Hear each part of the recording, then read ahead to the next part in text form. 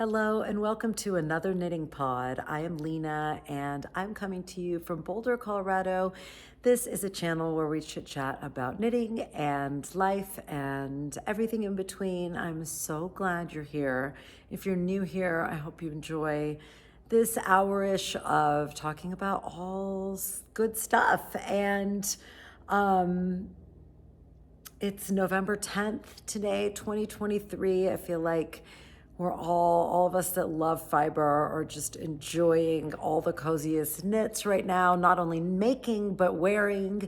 And that is just so much fun. There's just nothing that makes a knitter happier than wearing knits, right? At least this knitter. So today I'm wearing my Kutar beanie, or no, Kutar beret, I believe it's called, by Sari Nordland. I have mohair stuck to my lips, so that is gonna drive me crazy. I apologize. We're already taking a turn, you guys. That's not a great sign. But anyway, I did not block this beanie out to have a flat beret top. I just enjoy having it kind of slouchy like this, and it has really turned into one of those hats that I reach for. I believe that every other hat I've made is like a crazy bright color. And I really like how this one is just so neutral and goes with everything. And as much fun as it is to knit really crazy colors, sometimes I do find that the neutral things are a little bit more, easily just worked into an outfit. I love wearing a knit hat. I think it looks so cute and stylish, but at the same time covers a multitude of hair sins and even eyebrow sins. It's just like kind of distracts away and covers up. And even if your hair is incredibly dirty, no one has to know about it. So I do love this hat. It has this gorgeous lace pattern. I only finished it a few weeks ago, so you've seen it, but I have not actually just worn it on a podcast, but today I felt like wearing it. And then this shawl is A Girl's Best Friend by Isabel Kramer. This is just one of my absolute favorite shawls. The combination of the colors, the yarn and the pattern, it was just the perfect meeting of all those things. And it was just such a joy to knit it. You guys have heard me wax poetic about it, so I'm not going to go on and on, but I do love it. It ended up being a little shorter, smaller than I intended, and it actually works out really well. It stops kind of like right here on me, and there's something very easy about that size. I guess it doesn't restrict my movement as much, or not even restrict, but kind of like get in the way. So I would have made it bigger if I'd had more yarn, but I actually love the size it turned out. So it's a win-win situation, but two knits that I love and that I'm really happy it's cool enough to wear them now. So anyhow, it has been an absolute whirlwind of a week for me. I feel like I've been barely keeping my head above water this week. So I'm thrilled it's Friday, and I'm thrilled to be sitting down with you guys to chit chat. So let's talk about knitting, and then at the end, we talk more about life. So I have one finished object for you, and I know if you've been with me of late, you know what it is. It is the baby blanket that I'm knitting for a friend, or that I was knitting, and I am officially done. It is blocked. I do have one step left, and that is to go through and snip the final ends that I wove in but haven't snipped. And I really need to do it with some consciousness, because there's some ends in there that I don't want to prematurely snip. So I'm going to try to show it to you without all the scraggly ends. But here it is in all its glory. I am thrilled with how it turned out. I'm so proud of it, and I'm so excited. I think when we give knits as gifts, we have to feel like it represents our best work, because otherwise I think at least I will be apologizing for, oh, well, it's not, it's this and it's that. And I know I told you guys last week that I had done a different blue, and I'm so, so happy I ripped it back and used this blue to end, because I would have been, I wouldn't have been proud of it as my best work. And in this state, I think it's perfect. It's just absolutely perfect.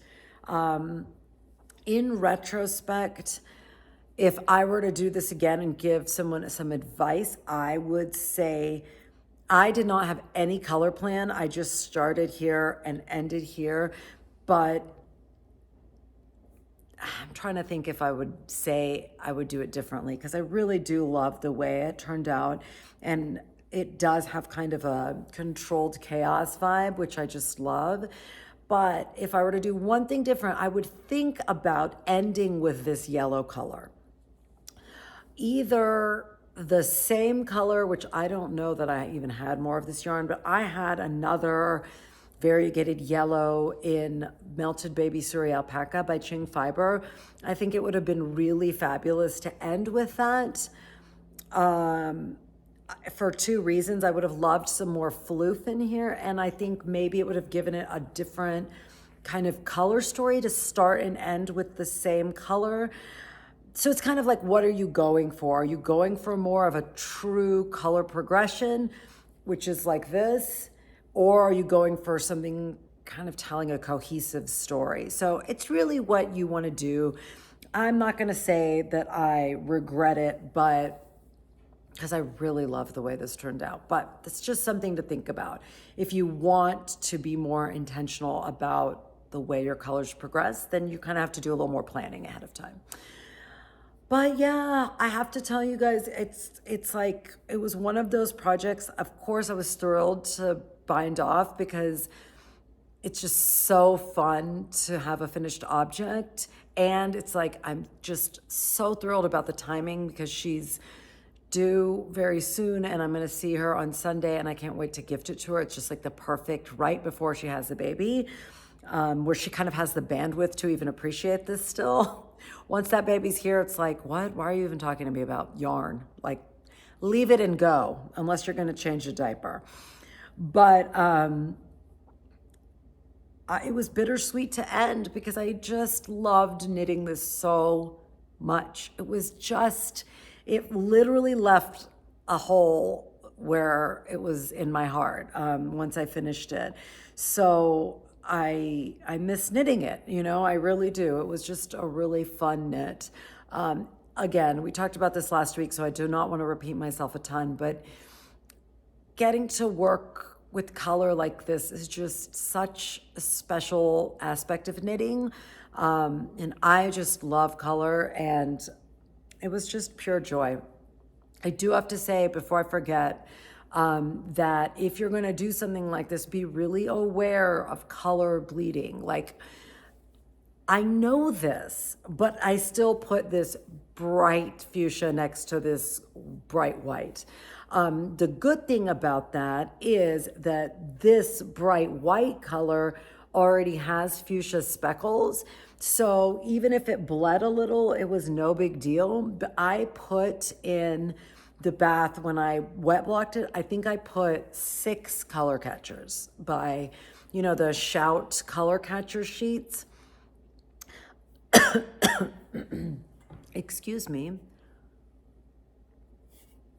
I learned the hard way some time ago that dark, bright colors like this do bleed. They just do. And when you love color like this, one color catcher is not going to cut it. So I honestly think I need to buy new color catchers. I think mine are old. I don't know if that matters in their effectiveness, but I used a lot. And when I went to go get the shawl out of the tub, the water was like literally pink. So all the colors, like a lot of it definitely bled, but I do not think anything bad happened. So I was really relieved. I honestly kind of had like a panic moment when I was like, oh my God. And I do think maybe, like, you can kind of see here, I'll hold it up. Like, did it bleed? I don't know.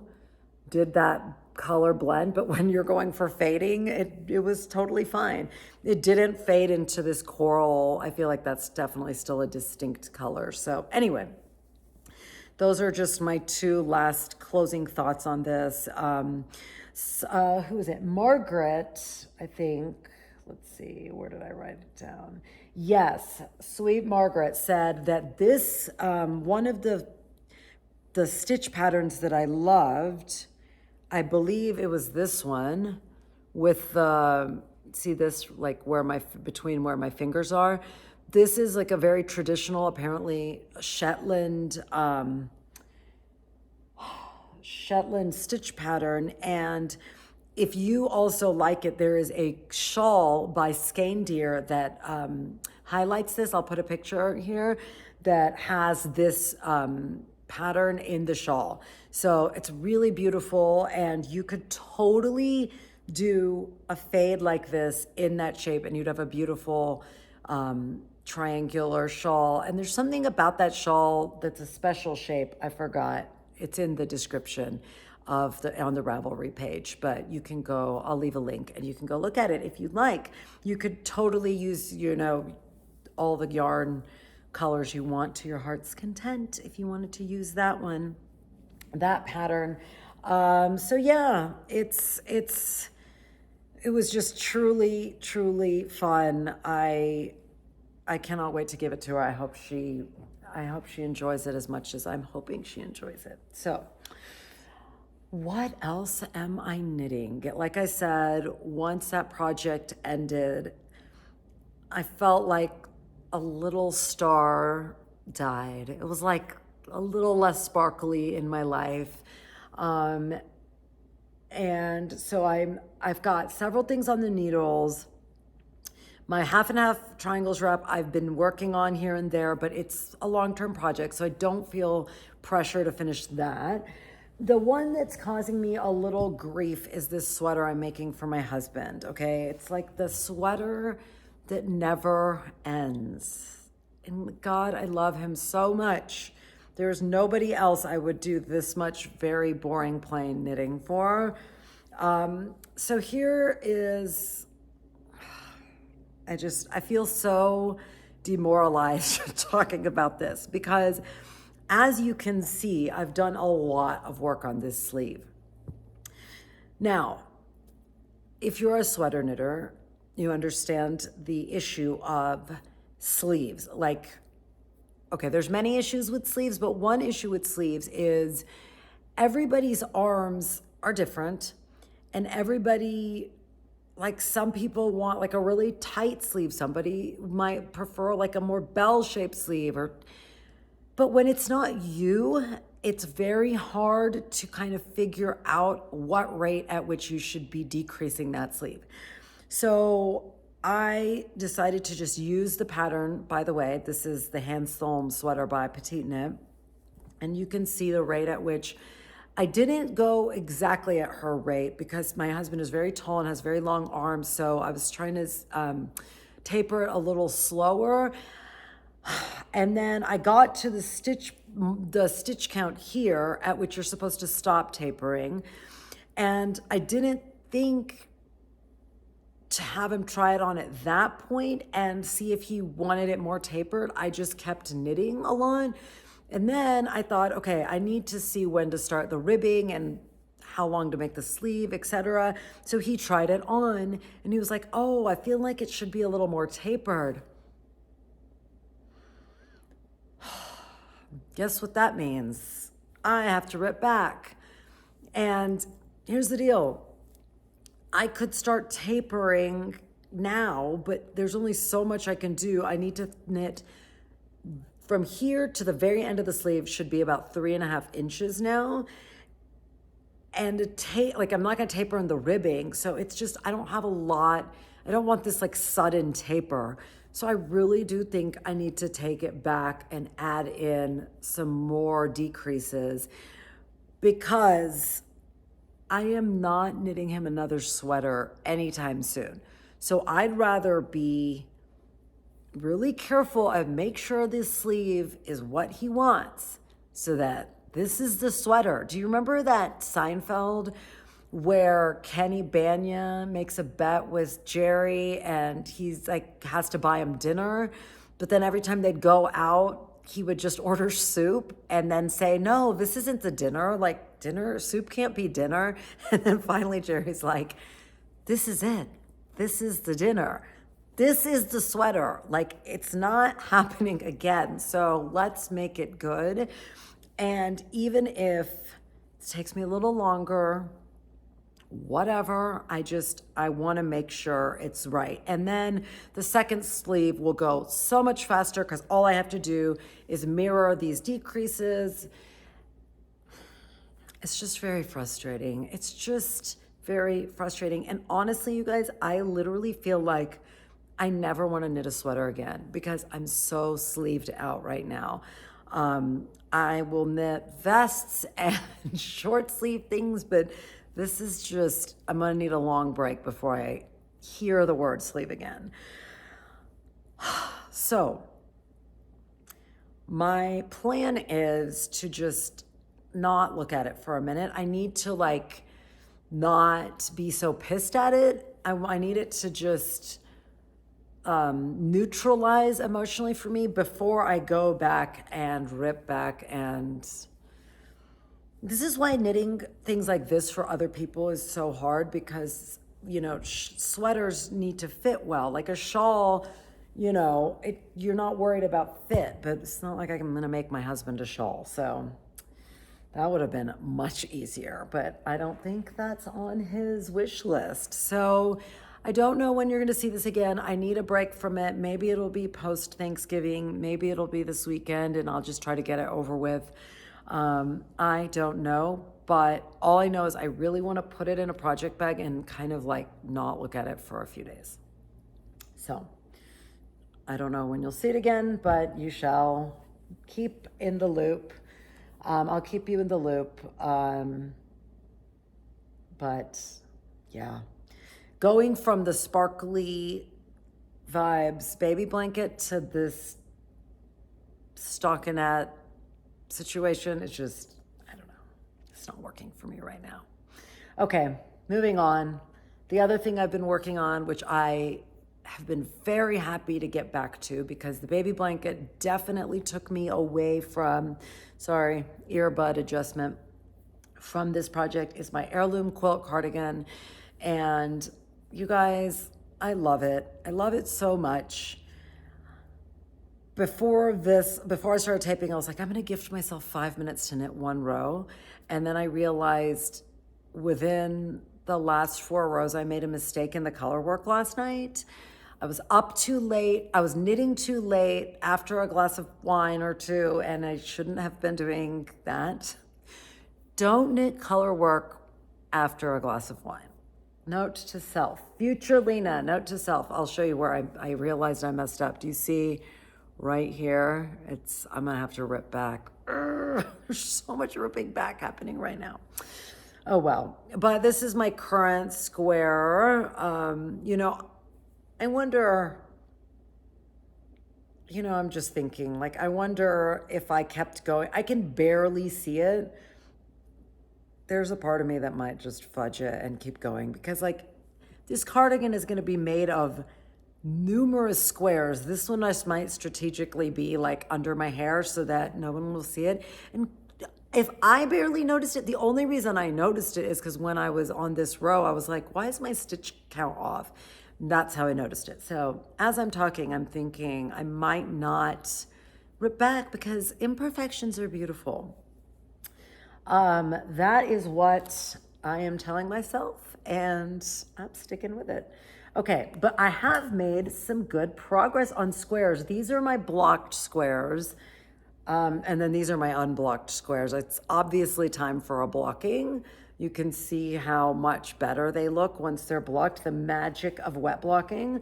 I love this project. I think it is so fun and satisfying to finish these blocks. And what I've found is, like, on a day where I don't knit very much, even on that day, I can usually get through one block if I just do that day.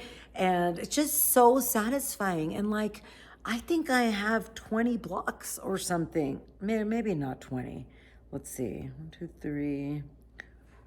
6 over here, 7, 8, 9, 10, 11, 12, not even close. 13, I think I have 14 blocks, not 20. But that's really good. I'm over halfway there, I think. And it's just still so much fun because like getting to make these new color combos each time is just, it is really, really fun. What I need to do actually is lay them out, because I think Savannah might have said to do this, but like, who's another podcaster and incredibly prolific knitter, to kind of lay them out and start seeing like if you want certain color combinations, just so that you're not like then having to go back and make extra blocks. But I did, so I'm gonna close this for a second. One of my favorite local yarn shops, which is Longmont Yarn Shop, is having a 20% off holiday sale. And I went in there because, well, I'll tell you because why later, but I was in there and I was looking at yarn and I couldn't believe they had felted tweed. This is Rowan felted tweed yarn, which I bought initially on Wool & Company, my favorite online yarn shop. I could not believe they had it, but then I realized they didn't have just the plain felted tweed. They have felted tweed color, which is it's the same yarn, but to me, it's less tweedy and it is a fade. Each ball is a fade, but not like, okay, let's distinguish between variegated yarn and a fade. So this is like very gentle color story fade, not like speckled and crazy. So you can't really see this. I'm gonna put this, this is I believe Chartreuse is the colorway. It is colorway 28. I think it's called Chartreuse, but I'm gonna put a picture up on the screen where you can see a sample of the way it will fade. I got this one, and then I also got this one. This is Chestnut. And you can see here, I don't know that I'll ever actually see the fade in here because this block is just not big enough to see the fade, and I'm okay with that. I was really hesitant to purchase this. Okay, I was hesitant because there's already a lot going on here with all these colors. Like you can see, like, I wish I had pinned them to a board again because I want to show you, like, sorry, I literally cannot hold this, but like you can kind of see, like, from a distance, there's a lot going on, right? This shape is the same, but there's a lot of colors. That's why I think it's really important to kind of nail your color story. Like, it's all good and well to use scraps for this project, but I would want to make sure you have a cohesive look. So my hesitation was adding a fade as a yarn might just make it like over the top, like too much, going into extra territory. But then at the same time, I really at the same time, I love this yarn. Like there are very few yarns that enter into the territory of just 100% desert island yarns that I would recommend, full-throated recommendation to you guys, and this is one of them. So that being the case, I thought I wanted to try it so that I could give you guys my opinion on it too. And I really like how gentle the fade is. The colorways were designed by this color artist named Cafe Facet. I'm sorry, I don't know how to pronounce that, but one of you had brought him to my attention. And then I realized he has this whole line, and I thought that was I would love to see how this variation on this yarn that I'm in love with goes. And here's the deal. I think this would be an incredible stand-in for something like Spin Cycle. So I am not a huge Spin Cycle fan. This has like the same wooliness as Spin Cycle, but the way this feels post wet blocking, it transforms. I told you last time, it feels like you're touching a baby's head. It has this like It's one component is alpaca. I don't know how much. 25% alpaca, and that just gives it this softness I'm obsessed with.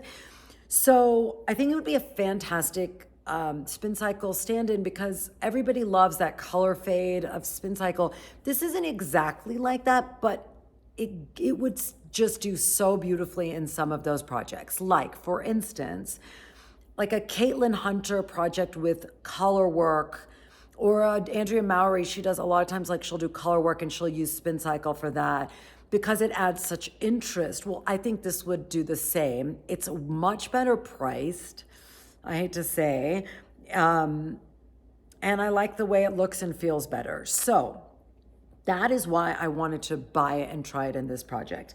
So I'm not mad that it's not showing the fade right here because I actually don't want like a ton of like blocks that are super faded.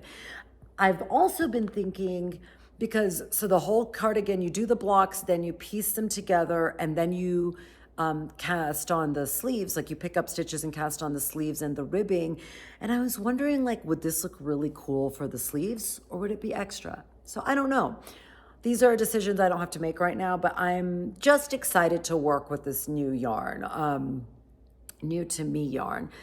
I just also love that it already comes in these beautiful balls and you don't have to wind it. It's just a really good workhorse yarn that like you could turn to anytime. And it says it's DK, but I really think it's a very light DK, like a sport weight DK. So anyway, that is my long-winded, as usual, explanation. Like I said, I got chartreuse. This turns very yellow, which I think is very fun. And then this kind of gets into these deeper, really oxbloody colors. It's very similar. I have this colorway. Where is it? Barn Red is this colorway. And then, so this is similar, but it's this part of that colorway is a bit lighter. So anyway, I continue to be obsessed with this yarn. I just love it. And I have a recommendation if any of you want to try this yarn. I think a perfect project for this yarn would be a new shawl that was released just today by Natasha Hornby of Moonstruck Knit. She released this shawl called the Artist Shawl, ARTUS shawl. I find it to be breathtaking, and I think this yarn would be just perfect for it. I'm going to insert a picture here. It's mosaic color work, and I think that it calls for sport weight, but I think this yarn would be perfect for it. I think the range of colors, you could just create the most beautiful color palette for this. Honestly, after I'm done with this cardigan, I might use my leftovers to make this shawl because I love this yarn and I have a lot. Like I know I'm gonna have leftovers, so I think it would make a beautiful artist shawl. I might pick a couple more, like if I need more yarn. I like the way she's worked that ice blue into her palette. I think it's like a pop, but it's unexpected. And I think mixing like cool and warm colors is just, there's something very modern about that. And I love it. I am in love with this shawl. I think if I didn't have another shawl that I'm going to cast on that I'm going to talk about in a minute, I would be casting this on right this very second. And also, when I realized that all the leftovers of this yarn would just make the perfect shawl, artist shawl, I'm just going to wait and cast it on then because I am obsessed. Tell me if you guys love it too. I seriously, Moonstruck Knits has become one of my when I'm like at night obsessing over patterns that I'll never have enough time in this lifetime to knit, she's one of them.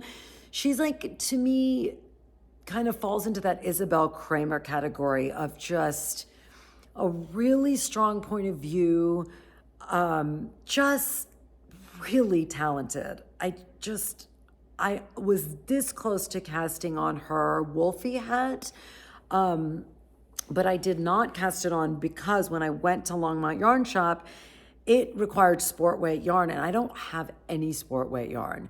I think this would pass as sport weight yarn. It's another heavy fingering weight yarn, but I wanted to make it in black and white because you can see, I'm going to put a picture up. It has this gorgeous graphic quality, and I really wanted to highlight the contrast. But oddly, they had no sport weight non-superwash yarn in black and white. I couldn't believe it. I took that as a sign to not cast that on because I really want to work with yarn that I already have right now, because I have a lot of potential yarn, not just like scrappy leftovers, but like full quantities of yarn that I need to use. So it's best that they didn't have it because I have no business casting it on. But nevertheless, that Wolfie hat. If you are looking for a hat project, I am obsessed with this hat. You could take it in so many directions. Like one of the projects that I saw online was white and hot pink, which would be just right up my alley. But again, I have too many hot pink accessories.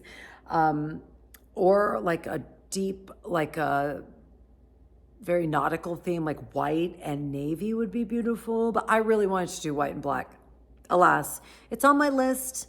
And sometimes, like, I just think a smaller project can be so satisfying if I just think it would be an impossible to put down project. I bet you could finish that hat in a weekend. So it is Friday. Maybe you have that yarn lying around, but right now, Natasha Hornby, the artist shawl and the Wolfie hat they are ringing my bell, girls and guys.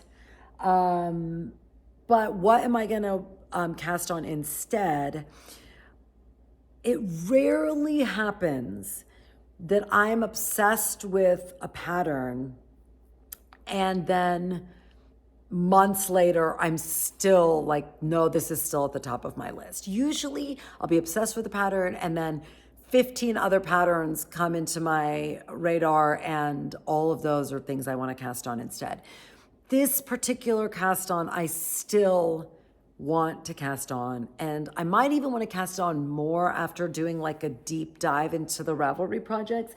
But it is the Bavaria shawl by Isabel Kramer that I talked about some months ago, and I had bought this yarn for. This is the Mean Mr. Mustard by Green Mountain Spinnery. It's, I believe, a worsted weight yarn, but it really looks like it could pass as a DK. If you've been watching my channel, you remember when I got this and I was just truly obsessed with this color, and I'm still obsessed with this color.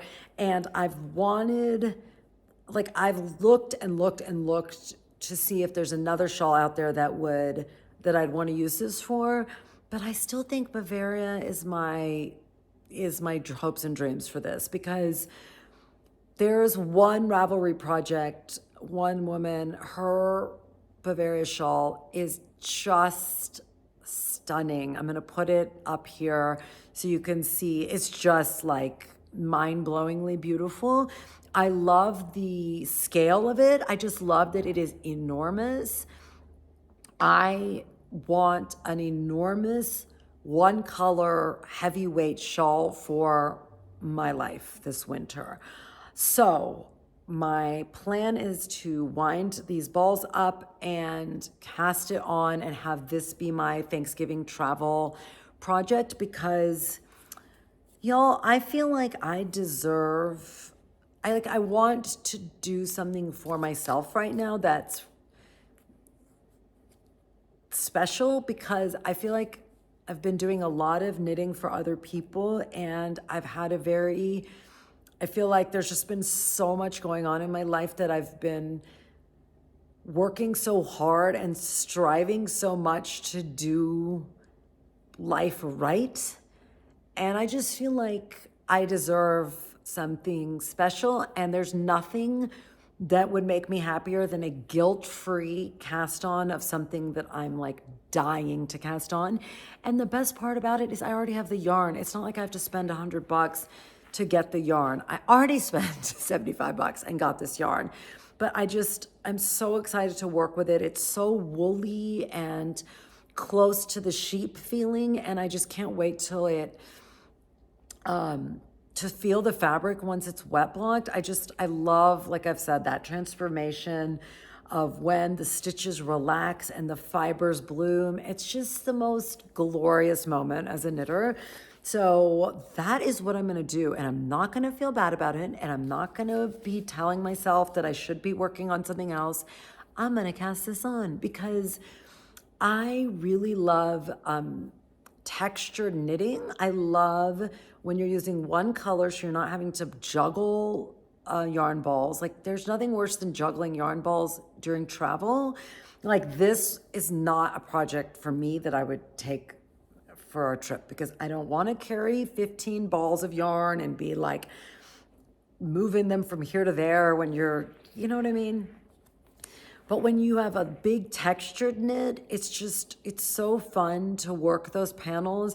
And then you've got large swaths of garter stitch for this pattern. It's just a dream. I've wanted to knit this for so long. And it's one of you, if I again, cannot remember your name, but one of you sent me a podcast recommendation when Isabel Kramer was on the Fruity Knitting podcast. She was making this shawl for some magazine, some knitting magazine, and she showed it, and it would never have been on my radar. But when she showed it,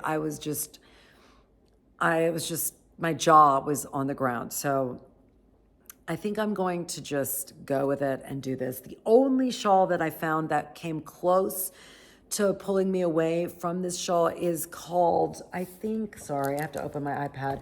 I think it's the Wildwood Shawl. Hold on. Yes, it's the Wildwood Shawl by Melody Hoffman. This one's a stunner, you guys. It is beautiful. Look at it. Like, I'm going to put a picture. It's so minimal and at the same time rustic, and it is really, like, sometimes these designers, they just will come out with something and you're just like, God, it's just genius. I love this. The only thing that made me, well, not the only thing, I think the big plus for the Bavaria is it's just a normal construction.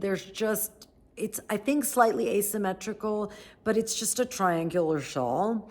This Wildwood shawl has this construction where you're making the bottom part and then you're picking up stitches. You know, if you've been here, that I'm not a huge fan of picking up bunches of stitches, and especially for me with a shawl is like my absolute favorite thing to knit because it doesn't have all these construction complications and you're not worried about size and shape, and so I don't want to deal with that. I'm going to go with the Bavaria shawl because I know Isabel Kramer patterns. There's no surprises. I know that this yarn will work. Let's not overthink it. So, but if you guys, if you're into like that Wildwood shawl just has a winter knit written all over it because it just looks so cozy. And I think she made it in that Nutaden unspun yarn. I've never worked with that.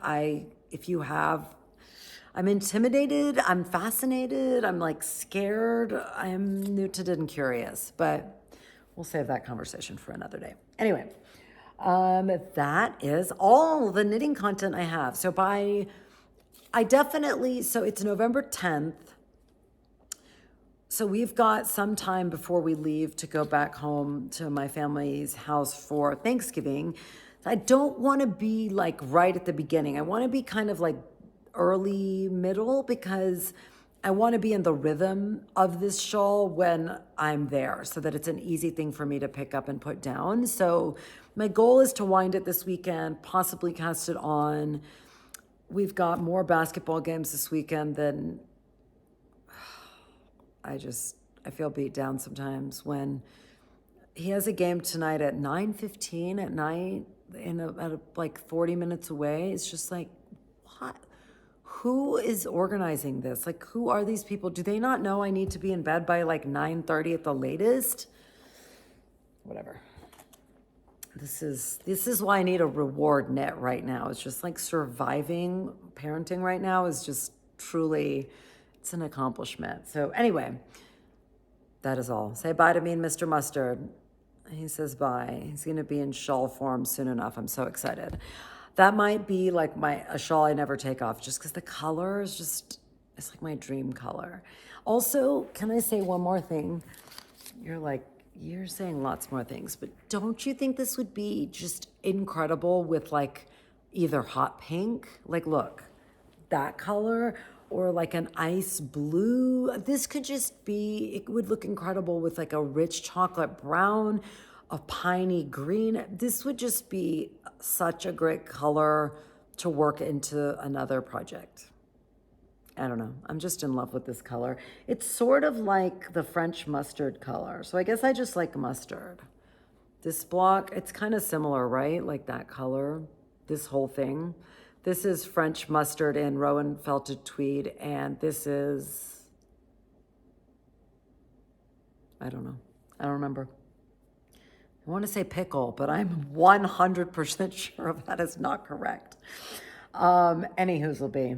Okay. That is all the knitting content I have, and now my earbud is starting to hurt, so I know it's like I've been talking a lot, because the more, like as my jaw moves, it moves around in my ear.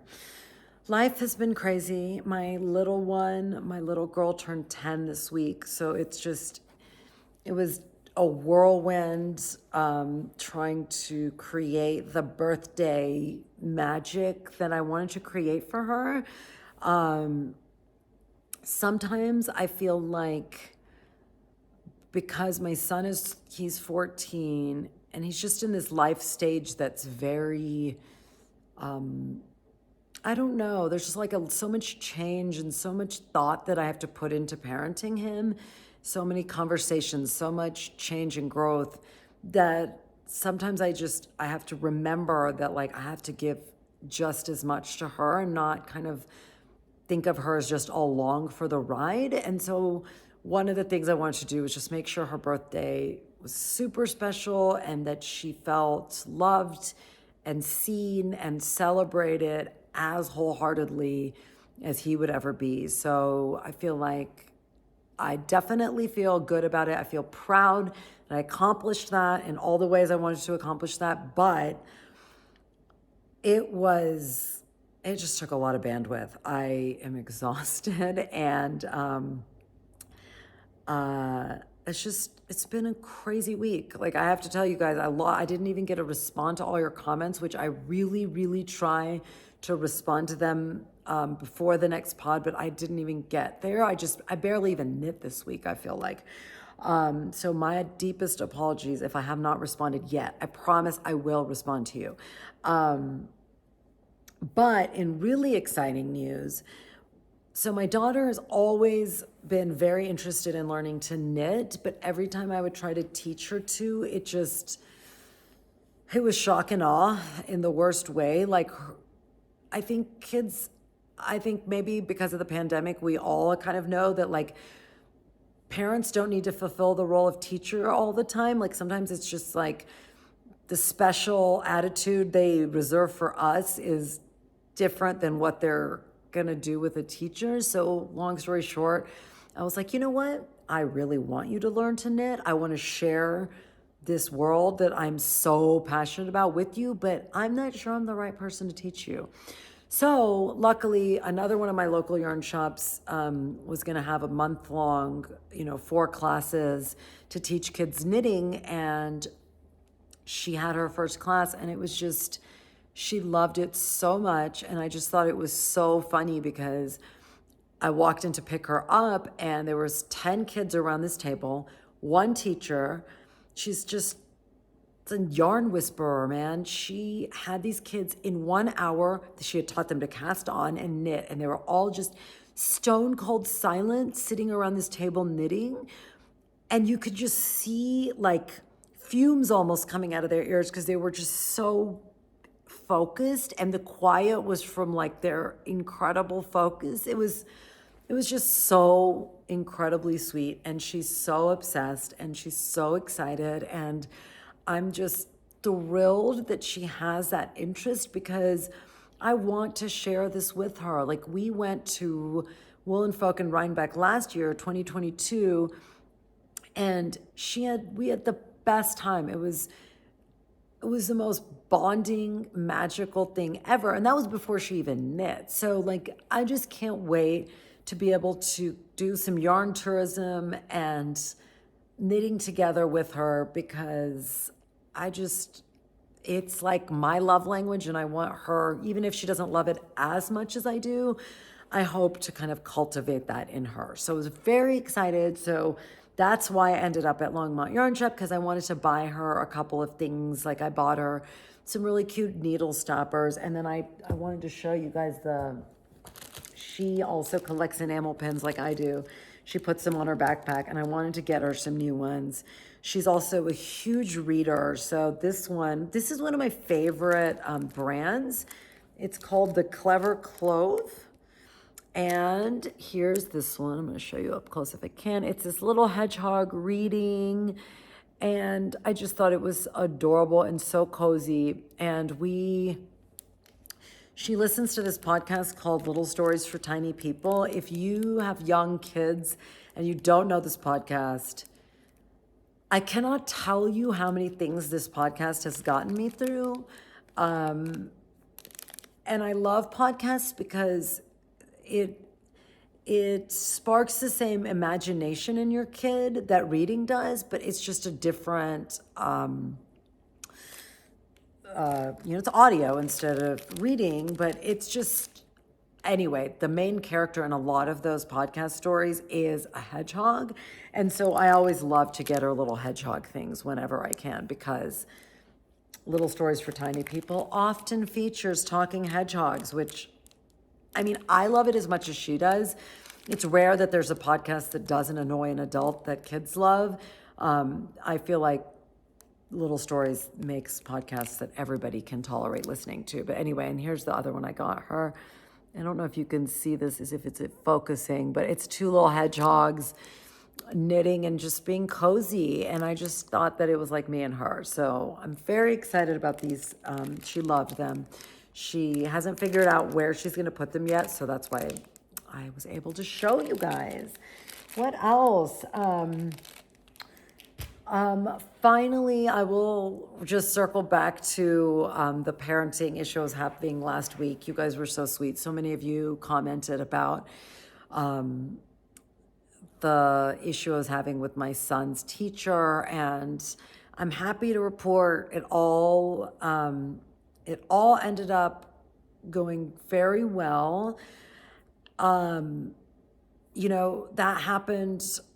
That was last Friday, and I was very happy that that was a Friday in retrospect, because it forced the weekend to go in between me, like, being provoked so strongly and then getting to sit down and talk with him, because I think no matter how aggrieved you might feel, high emotions are just never a great time to try to resolve something in a rational way. I think the weekend allowed my emotions to come down and allowed me to kind of use my calmer mind to decide how to approach it, because I was dreading a really ugly confrontation. So basically, I'll just tell you in short, my son was disappointed in a grade, and I could care less about the grade. I am much more interested in the process. And so I was like, you need to go talk to your teacher. And they're always telling them, you need to come talk to us. You need to come talk to us.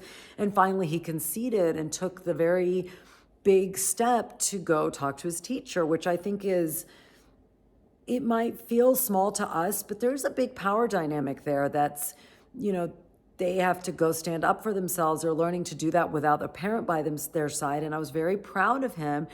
And the teacher was just extremely grumpy and demeaning and really basically very rude to my child in a way that was it was not constructive. It was just about the style, not the substance. And if the whole goal is to get them to be confident enough to talk to you, then you should at least be base level nice, right? So that was the issue I was confronting. And I've met this teacher and he's not mean. I just was like having this dissonance in my head. And I woke up Monday or Sunday morning and the fully formed sentence just appeared in my mind that I believe in your goodness. And I was like, because that's what it was. I do believe in his goodness. And I realized how many times have I been short and grumpy with my kids when I shouldn't have been, and I've had to go back and apologize, or I felt really bad about it. And these teachers, they have so many kids and it's so exhausting. I'm sure he made a mistake. He did it wrong. And even if he's done it with other kids wrong, I don't think he's a bad person. Like, I believe in his goodness. So rather than coming in like hot fire, how dare you, don't you dare talk to my child that way. It was such a relief to go in believing that he was a good person and just needed the feedback. Because from his point of view, he didn't think he was being harsh. But like I said to him, these teenage boys especially, they look big. Like, my child is big and tall and he's shaves but he's still just 14. He's still just a little boy in a big boy's body.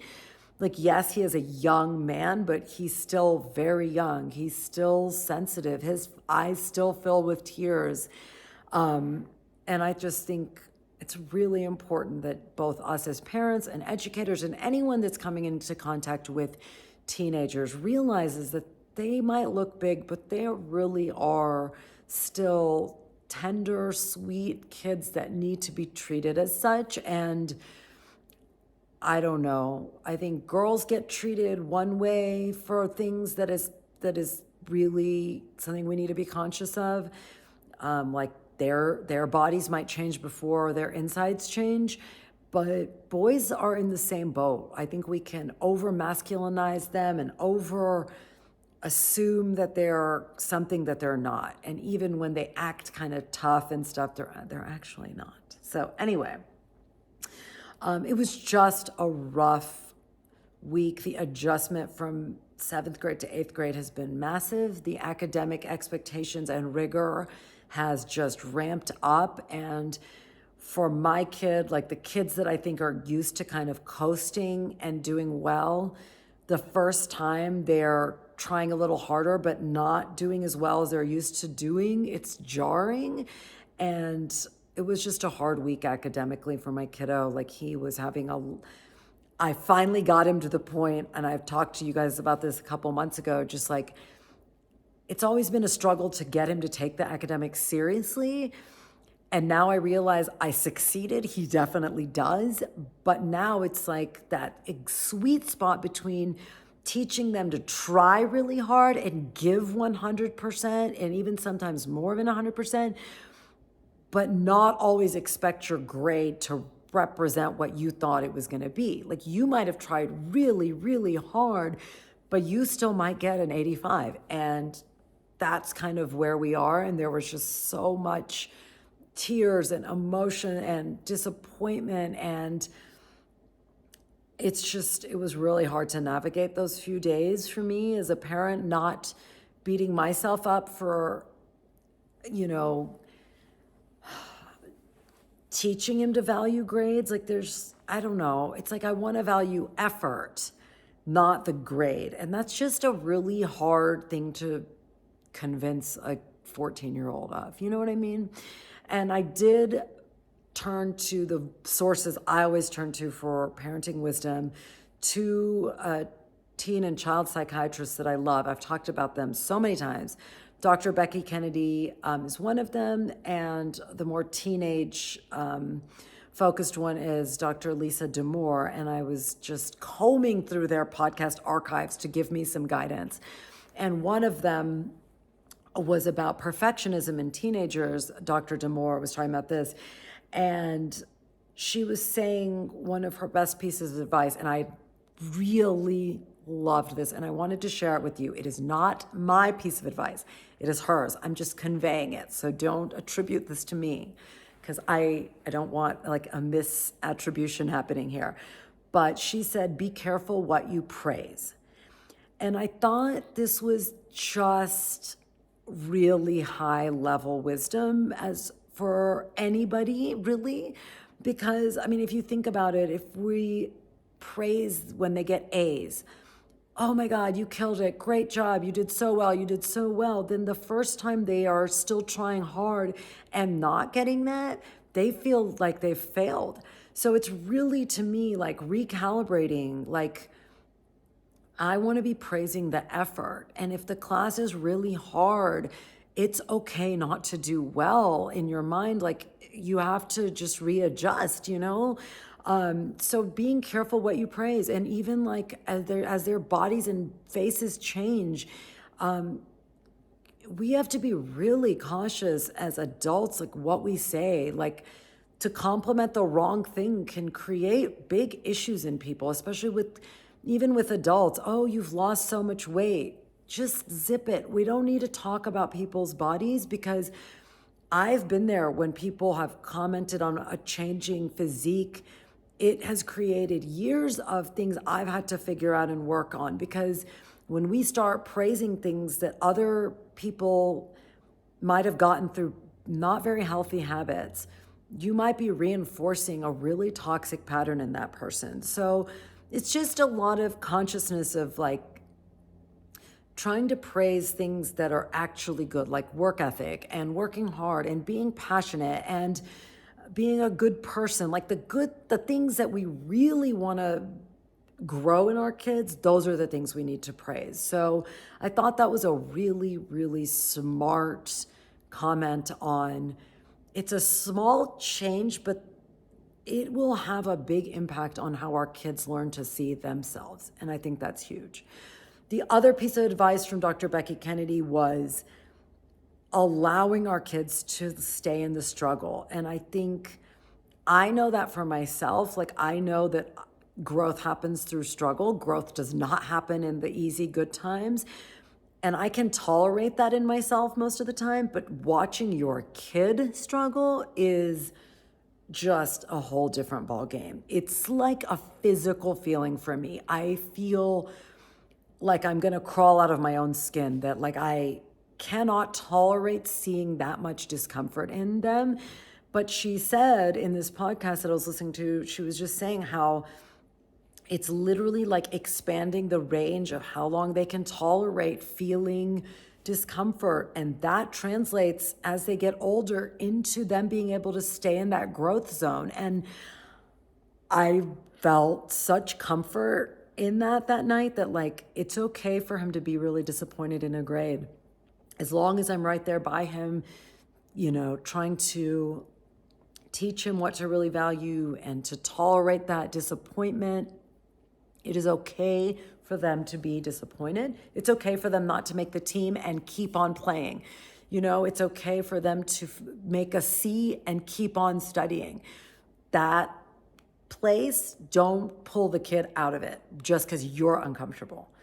And that's what I realized. Like, I was uncomfortable and I can be uncomfortable. I'm going to have to learn to tolerate watching my kids be unhappy. And I don't know about you guys, but I'm not good at that. I'm gonna have to work on that. I'm gonna have to work on the like biting my tongue and not trying to save them. You know what I'm saying? So anyway, this is why I deserve a new cast on. Seriously, because I deserve to cast on anything I want, because all of this is just like the most exhausting, and juggling the two of them and their different things. It's just, I don't know how anybody has more than 2 kids. I can barely handle 2 kids and 2 dogs, which is like half a kid. Okay, I've talked too much. It's 59 minutes and I want to keep it under an hour. So, as usual, I love being with you. Thank you for being here. I hope you have a glorious weekend. Treat yourself to a new cast on. It's okay to have more than one. It's okay to have too many. I saw somewhere on Instagram, someone was like, I have 8 cast-ons right now. I was like, wow, that is impressive. Juggling, I don't even think I have enough needles to make all that work. But anyway, that is neither here nor there. Take good care of yourself. Enjoy this knitting season, and I will see you next week. Bye.